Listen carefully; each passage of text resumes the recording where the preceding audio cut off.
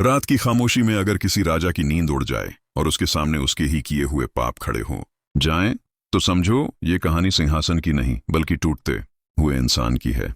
आखिर ऐसा क्या हुआ जिसने एक सुल्तान को नंगे पांव, फटे कपड़ों में लोगों के सामने अपने अपराध स्वीकारने पर मजबूर कर दिया? ये केवल एक कहानी नहीं, ये इंसानियत का इम्तिहान है। रात की खामोशी में सुल्तान अपनी करवटों से जूझता रहा। जंगल की सर्द हवा उसके जख्मी पैरों से टकराती और उसे उसके बीते हुए गुनाहों की याद दिलाती रही। उसकी आंखों में नींद नहीं थी, बस आने वाले इम्तिहान का डर था। वह वही सुल्तान था जिसके एक इशारे पर सर झुकते थे, जिसके नाम से मुल्क कांपता था, मगर आज वह मिट्टी पर पड़ा था। हर करवट के साथ उसे अपने फैसले याद आते रहे। भूखे किसान, रोती औरतें, जबरन फौज में ले जाए गए बेटे और सोने से चमकता उसका महल। उसकी आंखों से आंसू बहने लगे, मगर वह रो भी नहीं पा रहा था, क्योंकि ये आंसू नहीं, ये बोझ था। सुबह की पहली अजन के साथ फकीर उठा। उसने सुल्तान की तरफ देखा।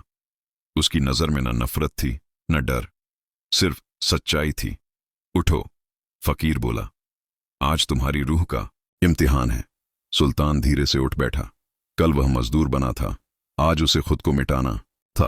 फकीर ने कहा, आज तुम उसी बस्ती में जाओगे, उसी बाजार में जहां कल लोगों ने तुम्हें दुत्कारा था, मगर आज तुम काम नहीं मांगोगे, आज तुम माफी मांगोगे। सुल्तान सन्न रह गया। माफी? मैं किससे? फकीर की आवाज भारी हो गई। उनसे जिनसे तुमने लगान के नाम पर रोटी छीनी, उनसे जिनके बेटों को तुमने फौज में जबरन भेजा, उनसे जिनकी आहें तुम्हारे महल की नींव में दबी हैं। सुल्तान का सिर झुक गया। उसकी आवाज कांप रही थी। अगर उन्होंने मुझे पहचान लिया तो? फकीर बोला, अगर पहचान लिए जाने का डर अभी भी बाकी है तो समझ लो, अंदर का सुल्तान अभी जिंदा है। ये लफ्ज तलवार की तरह उसके दिल में उतरे। वह चुपचाप उठ खड़ा हुआ। नंगे पैर, फटे कपड़ों में वह बस्ती की तरफ चल पड़ा। हर कदम उसके अहंकार को तोड़ता जा रहा था। बाजार आज भी वैसा ही था, वही दुकानें, वही लोग, वही शोर, मगर आज सुल्तान की आंखें झुकी हुई थीं।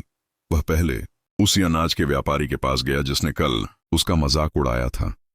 सुल्तान ने उसके पैरों में बैठकर कहा, अगर कभी किसी बादशाह ने तुम्हारे साथ जुल्म किया हो तो समझ लो वह आज तुम्हारे सामने बैठा है। व्यापारी हक्का बक्का रह गया। लोग इकट्ठा होने लगे। सुल्तान खड़ा हुआ और ऊंची आवाज में बोला, मैं वही हूं जिसकी वजह से तुम्हारे घर का चूल्हा ठंडा पड़ा। आज मैं बादशाह नहीं, आज मैं सिर्फ एक गुनहगार इंसान हूं। भीड़ में सन्नाटा छा गया। किसी ने पत्थर उठाया, किसी ने गाली दी, किसी ने थूक दिया।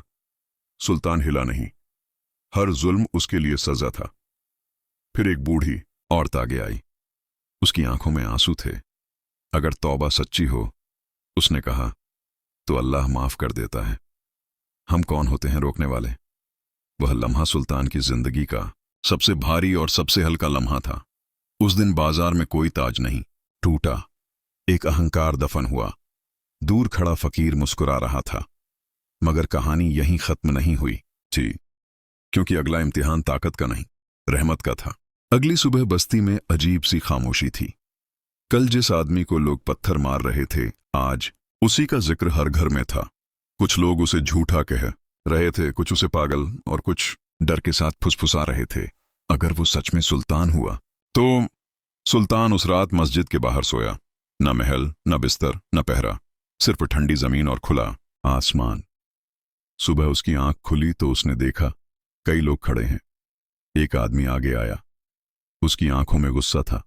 अगर तू सच में गुनहगार है, वह बोला, तो आज सिर्फ माफी नहीं, आज भरपाई भी करनी होगी। सुल्तान ने सिर हिलाया। जहां कहो। पहला घर एक विधवा औरत का था। टूटी दीवारें, सूखी आंखें और कोने में बैठा एक बच्चा। औरत सुल्तान को देखते ही कांप गई। मेरे शौहर को फौज में जबरदस्ती ले जाया गया था, उसने कहा। वो लौट कर नहीं आया। सुल्तान जमीन पर बैठ गया। मैं उसका कातिल हूं, उसने कहा। औरत रो पड़ी। अगला घर एक बूढ़े किसान का था, जिसकी जमीन छीन ली गई थी। फिर एक मां जिसका बेटा करों की वजह से भूख से मर गया। हर दरवाजा सुल्तान के लिए एक अदालत था। हर कहानी उसके दिल पर कोड़े की तरह पड़ रही थी। दिन ढल गया मगर लोग खत्म नहीं हुए। शाम को सुल्तान थक कर गिर पड़ा।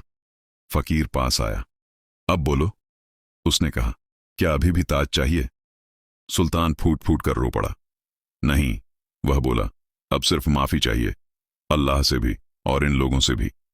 फकीर ने कहा, तो सुनो, अगर सच में इंसान बनना है तो वापस महल जाओ, मगर इस बार सुल्तान बनकर नहीं, खादिम बनकर।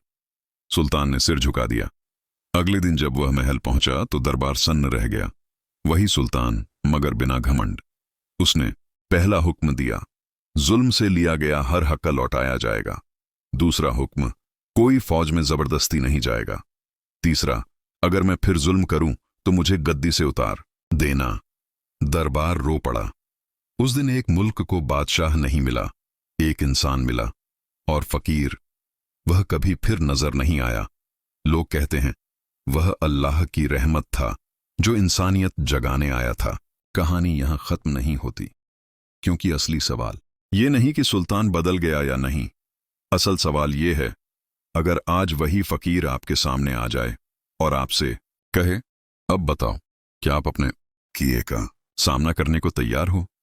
तो क्या आप सच में इंसान बन पाएंगे या सिर्फ एक टूटा हुआ सुल्तान रह जाएंगे? और हां, ऐसी मजेदार और सबक देने वाली कहानियों के लिए हमारे चैनल को सब्सक्राइब करना मत भूलिए। अगला हिस्सा इसी सवाल का जवाब है, क्योंकि कुछ इम्तिहान जिंदगी में सिर्फ एक बार आते हैं और वही निर्णय ले लेते हैं कि इंसान या दरिंदा कौन बनेगा।